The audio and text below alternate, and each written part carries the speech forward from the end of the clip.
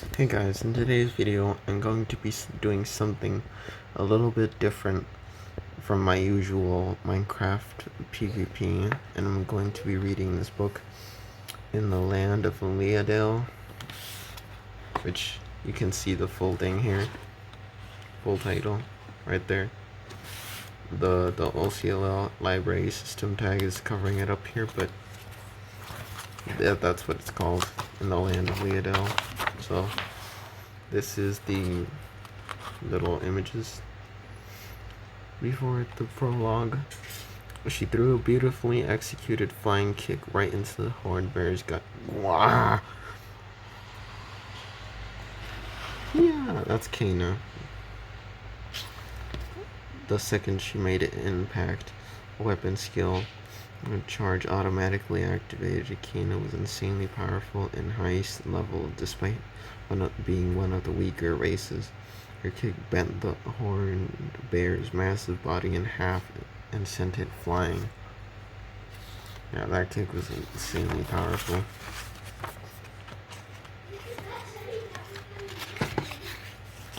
Alright, now we go on to the prologue.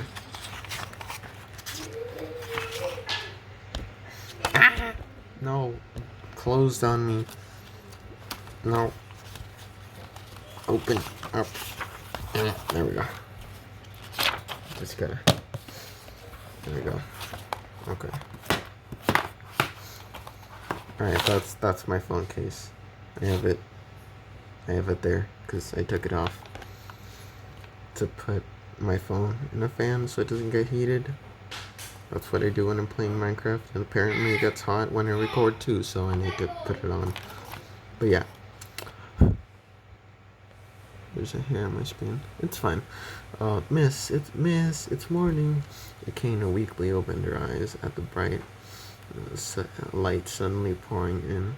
In the young, lisping voice, she stared up at the blurry outline of grained wood ceiling.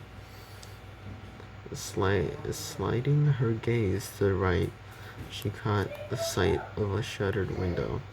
To her left and beyond the expanse of white sheets, the upper half of a young girl was greeting her with a big smile and cheerful "Good morning."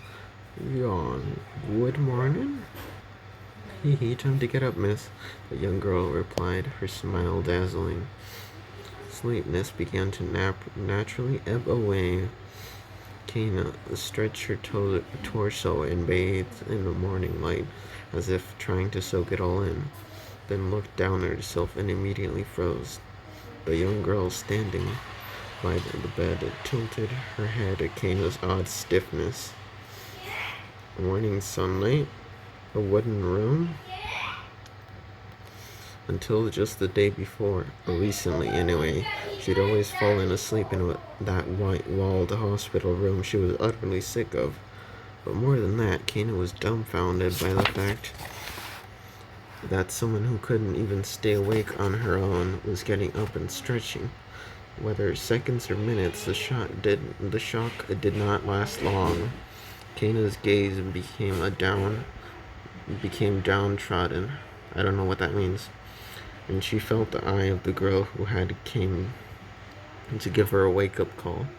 "Are you all right, miss?" The little girl seemed truly concerned. Kana considered how she might dispel the sadness in the girl's dark eyes.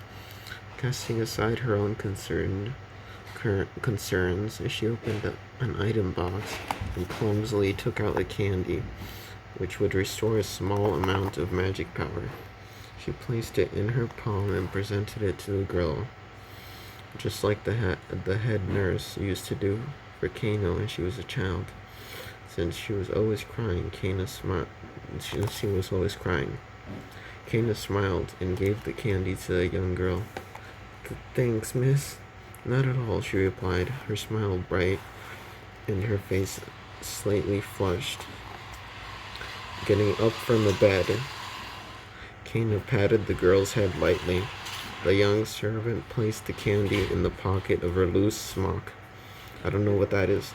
She stripped Kana's bed of its sheets and blankets, folded them neatly, and went to leave the room with a happy heart. However, she made sure to remind Kana, breakfast ready, so hurry on down. Kay, logic urged her not to become too immersed in this heartwarming atmosphere, and Kana ruminated over what had just happened. Open the item box? As soon as the thought came to her, a translucent display window appeared on the right side of her field of vision. The 15 smaller boxes popped up at once. As she used the scroll bar in the top right corner to scroll down, a vast number of items appeared. No way. She pinched her cheek. Ouch. Okay, no question, this is real. Having employed a classic reality check technique, she had confirmed that the situation she now faced was no dream. There was no choice left but to accept it. Since she'd thought this might have been a dream, as she opened the magic skill tab next to the item window, Kana blanched when she saw something called a dream dropper. Nightmare displayed. I don't know what that part means, but okay. Wasn't this the online game she'd just been playing, leadale? The fact she could move and feel pain proved to her that everything was all too real. You can't fight on an empty stomach, Kana, or rather, Kana. I don't know if it's the same, but I'll say it the same way, cause yeah.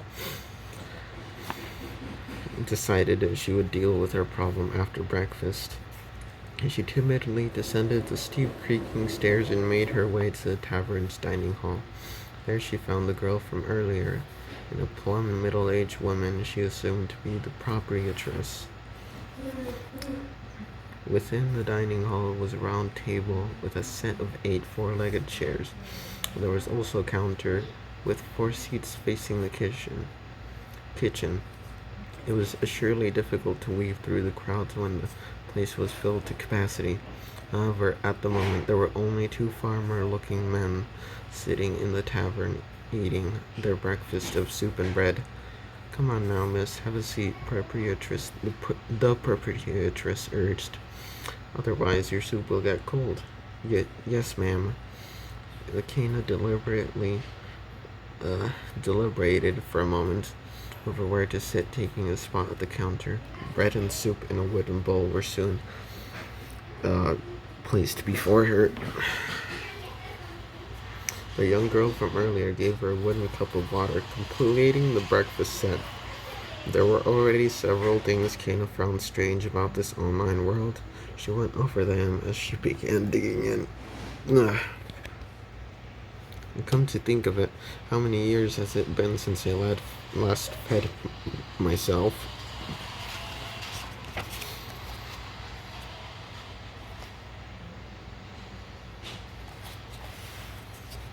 She broke off pieces of the slightly stale bread roll and dipped it in the stew-like soup as she ate. After living without a sense of taste for so long, she couldn't help but vocalize her feelings. It's delicious. Well, miss, ain't you just the sweetest? The proprietress' surly face immediately brightened. She put her elbow on the counter and began chatting amiably. If it's so good that it can put a smile like that on your face, what kind of disgusting food have you been eating until now? Huh? Kana had apparently broken into a large grin and didn't even realize it until it was pointed out to her. Thinking back on her usual diet up to that point, the only thing she'd ever ingested were water and pills, an IV drip. Ruminating about her life after the accident, she felt a keen emptiness over all the fine cuisine she had missed out on. Well, there wasn't a whole lot of food I wanted to eat. Well, that's a sad tale. Without good food, you're only halfway living.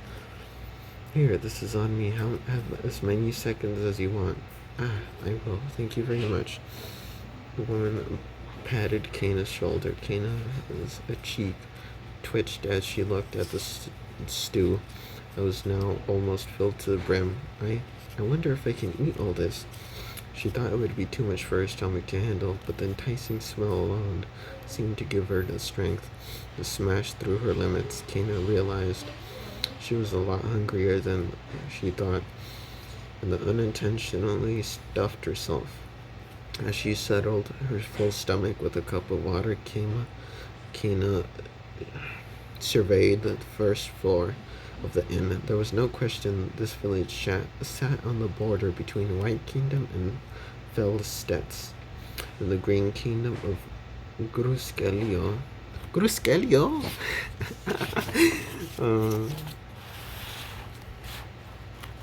Though remote, the region's position as a key trade route should have kept the borderlands thriving.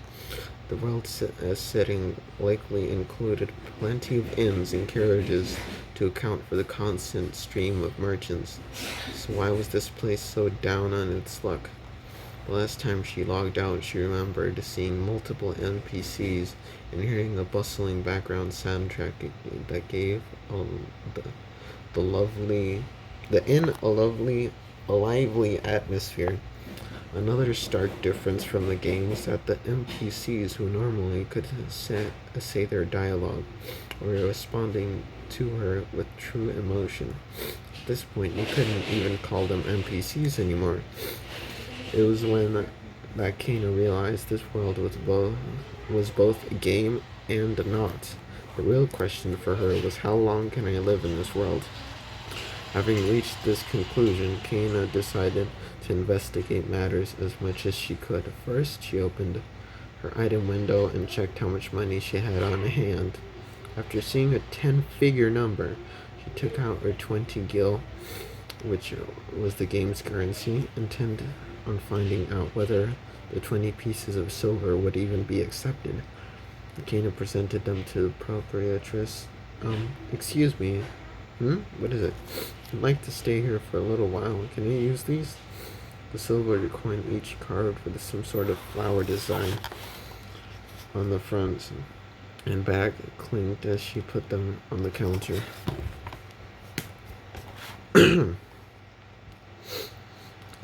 The money had nothing more than numerical value in the game, but Kena thought they actually looked pretty cute. What? This reaction came from both the proprietress and the little girl, whose eyes grew large as she stared at the coins. The woman timidly picked up and turned it over into her palm, examining it closely.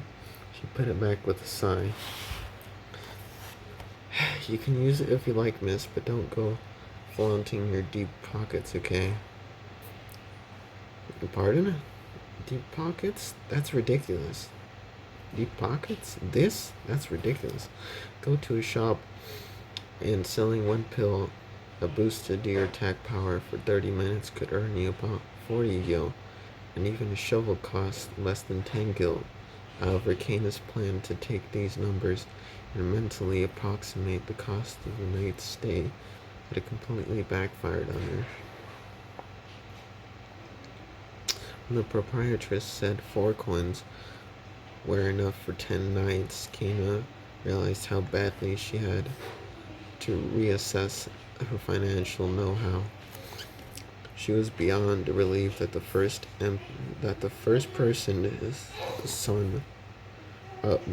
person she encountered in this world had been an upstanding NPC like the proprietress. There was no end to the question running through her head, but her top priority at the moment was finding out why the village had fallen into decline. I feel like this village used to be livelier, no? It's been about 4 generations since we'd had business like that. Ever since the nation of Felskelio was established, no one needs us anymore. But Kaina's brain short-circuited the moment she heard this completely foreign name.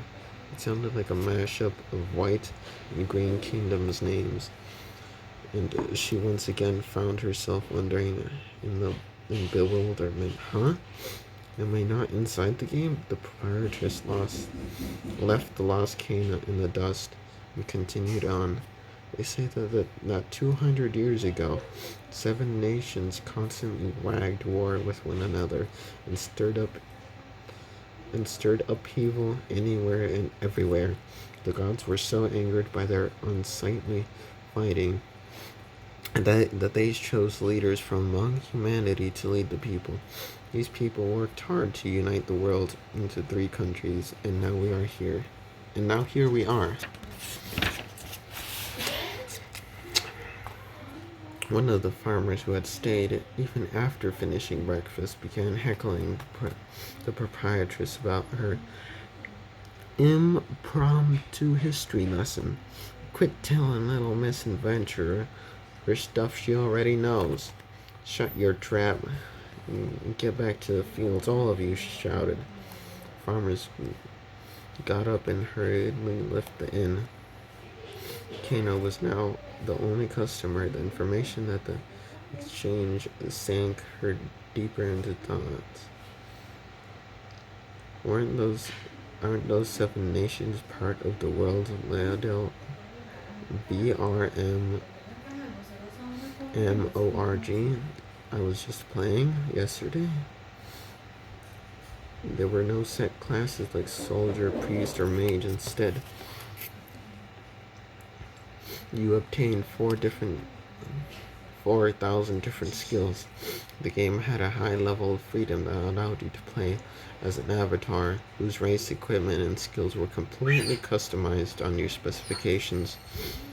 That freedom earned it the mockery of netizens, who sarcastically referred to the game as a Wild West of sorts. A large-scale battle event held each month decided the gain or loss of territory among the 7 nations, and every player went crazy over it. When a nation took a certain domain, they were granted special limited edition event items. Even though so many people logged in to discuss detailed strategies the day beforehand that it would crash the server, it was also pretty funny to see countries that couldn't manage to get online until the day of the event. End up in dust. But it was also pretty funny to see countries that couldn't manage to get online until the day of the event end up in the dust. Okay. To hear that those 7 nations, white, green, red, blue, brown, black, and purple, had existed 2 centuries ago, it shattered Kano's grip on reality. How was she supposed to live in a game that she used to play now, and 2,000 years had passed? Anxiety loomed over her as her prospects turned into increasingly grim. First, it was an imperative that she familiarized herself with this world.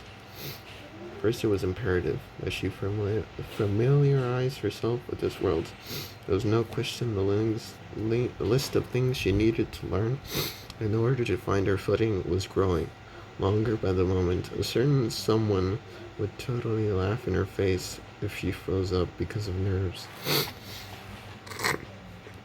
And that despicable face got its jollies from other people. Misery came to her mind, and she couldn't help but feel that a little anxiety was more or less the spice of life. At any rate, if you're speaking of such begone days, I take it you've been here before. Huh? Well, Kana knew it would be flat out foolish to answer it. I logged out just yesterday, so she kept it ambiguous. You're in half-elf, right, miss? The proprietress asked. Ah, yes, I am, Kana replied. Her current body was that of her game avatar before leaving her room. That morning, she had used her truth mirror, an item distributed during certain events, to confirm this. As the name implied, a truth mirror showed your true form. It had no other functions. As she nervously stared into it, she'd expected to see Emma. Em, she had expected to see the emaciated girl had been laid up in the hospital bed. Seeing her avatar reflected back at her, Kina was momentarily overwhelmed. When she tugged at her bangs, the strands had shone with a subdued golden hue. Her hair was at shoulder length. She had deep blue eyes, of course, and, of course, distinctly pointing ears that stuck out like a sore thumb. These ears were proof that she was a race of long-lived demi-humans. Kena had chosen the High Elf race, which, unlike regular elves, specialized in fighting from the Black Line. She went with this simply because High Elves had the highest possible INT and MP stats. Even though each race had its own basic battle moves, when some users deemed a particular one to be the lamest, no one would pick it. High Elves, like Kano, were tanking in popularity of late, and it was quite common to hear of fans forming High Elf only teams. Yes, I came here just once in its heyday, Kana started. She answered honestly. She figured there was no reason to hide it, the proprietress beamed. I see, so you know how the village was back in the day. To think a regular would return to our inn after all these years, it warms my heart. Kana just smiled awkwardly and let the woman assume she visited the inn often. Oh, right, I'm Marcel, and this is Lit. Relax and enjoy your stay. Thank you, I appreciate it. My name is Kana. Kana. She adjusted her posture and introduced herself with a bow. Quit being so formal. Be so formal, Mario replied, thumping her on the back. It made Kana a little happy. As soon as Kana excused herself, returned to her room, she quietly set about checking herself and everything she had on her. When she pulled up the stats screen, the initial information read, Name Kana, level 1100, race High Elf, title 3rd Skill Master. In World of leadale, you could exceed the maximum level of 1000 by another 100 levels by completing a special quest. This level-breaking quest was a serious beast, and most people considered the event a necessary evil. Even Kana's old guild had recruited members and non-members alike to take it on and failed countless times. Finally, a huge 4-party group of 24 managed to clear it. Some had even legitimately cried, which provided a pretty good picture of the quest creators' sadism. When they at last succeeded, each party member had shouted, "Screw you, Edmonds!" After that, no rumors of anyone else beating the quest surfaced, so those members were essentially the strongest in the game.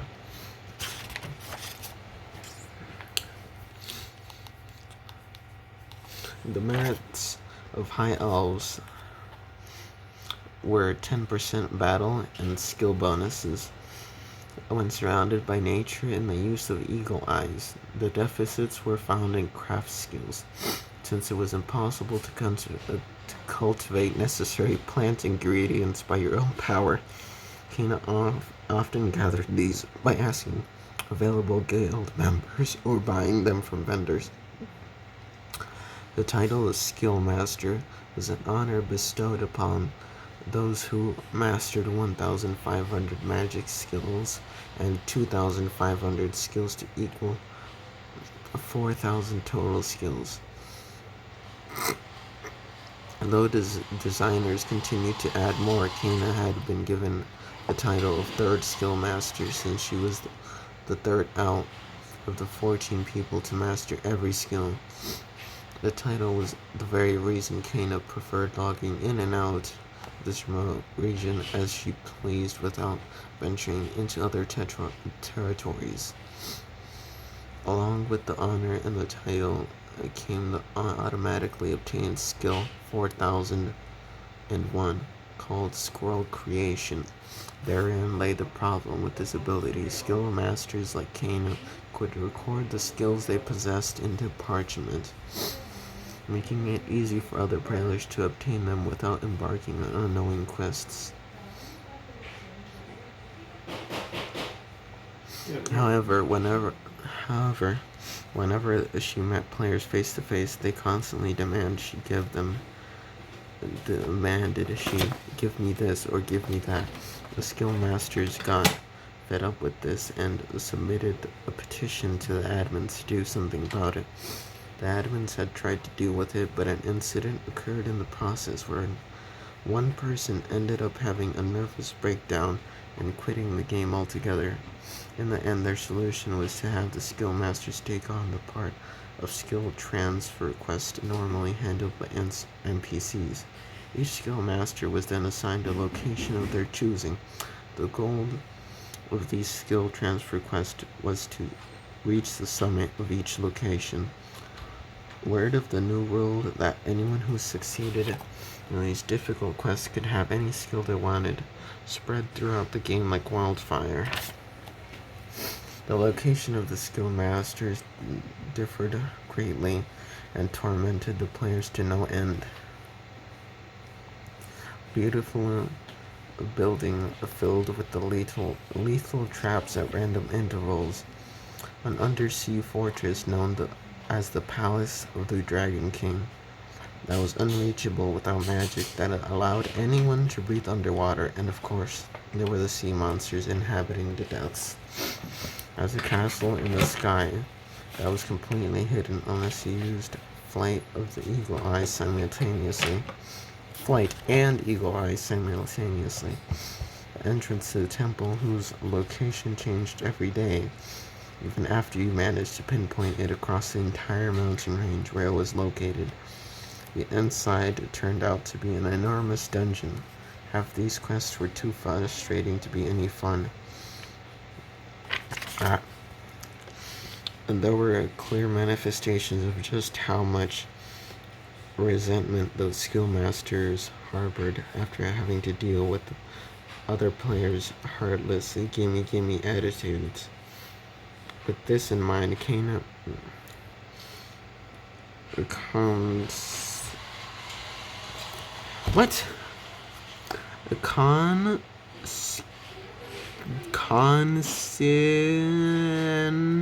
continuously chose a silver towel in the middle of a vast forest at her base.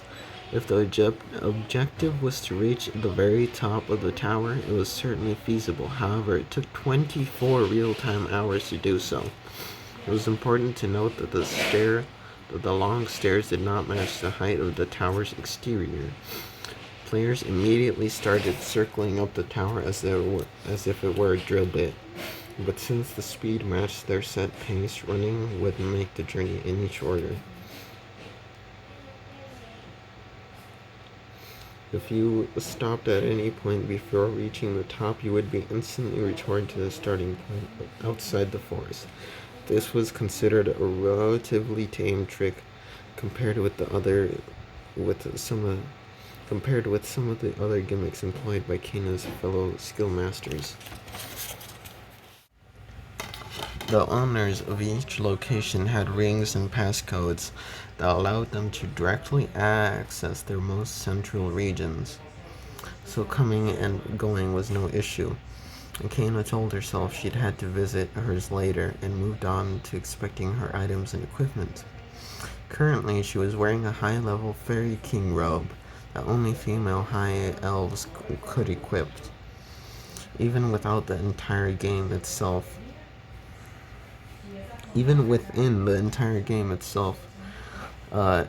Games. No, even within the entire game itself, Kana was probably the only one who could wear it. She wore leggings that were visible down to her knees and sturdy boots.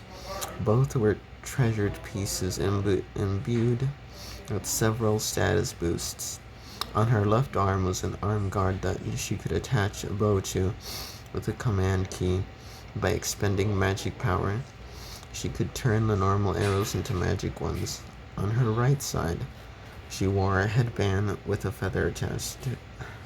It automatically rendered her invisible when faced with an external threat, though this cost magic power, MP. Her weapon was a lightning dagger displayed at the very top of the item screen.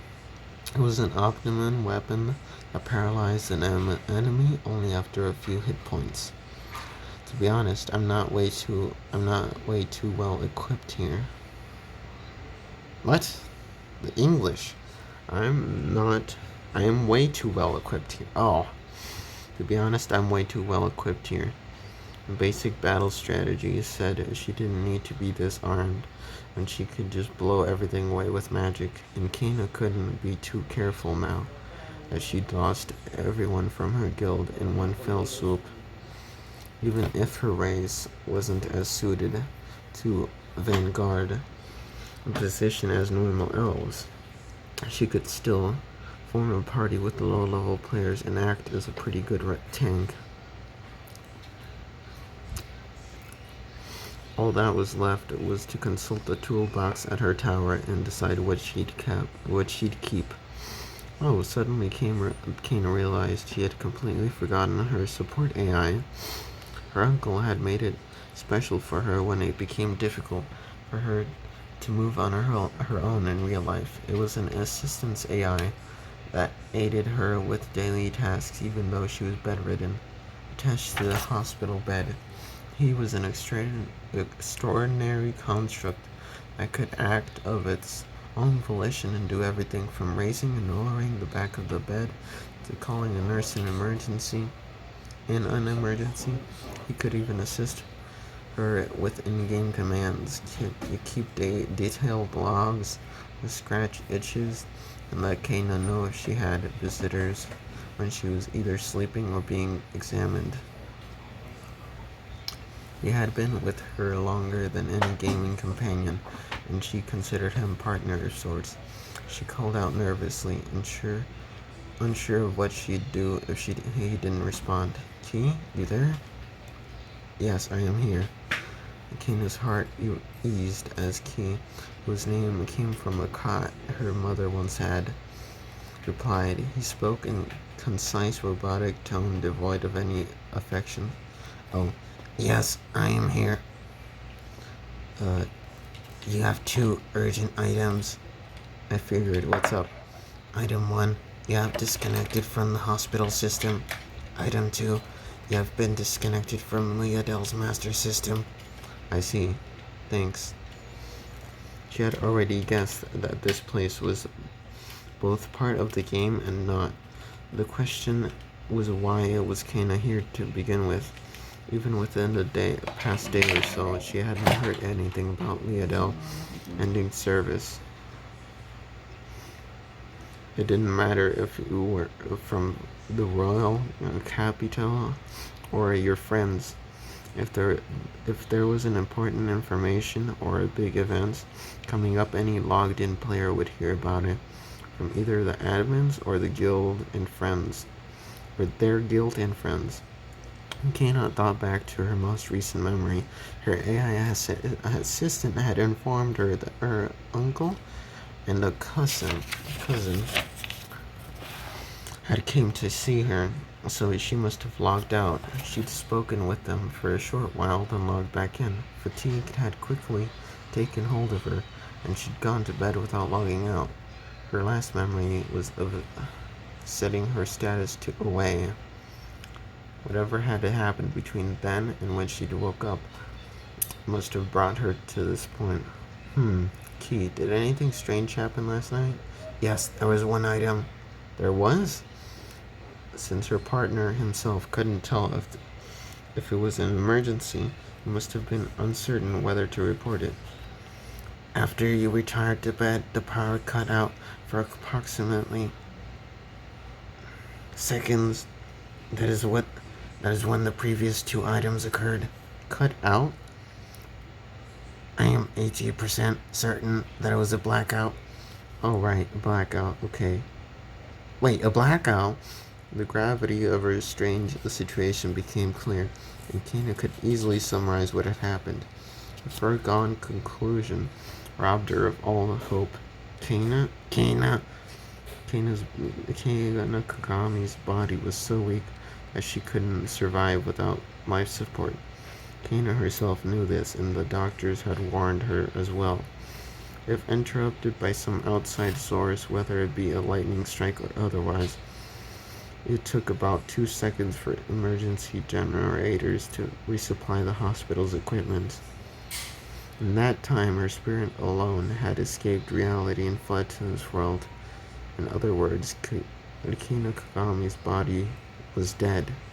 Tune in to the next episode of me reading this book to see what chapter 1 holds. 'Cause you ain't seen it today, nerds. Goodbye.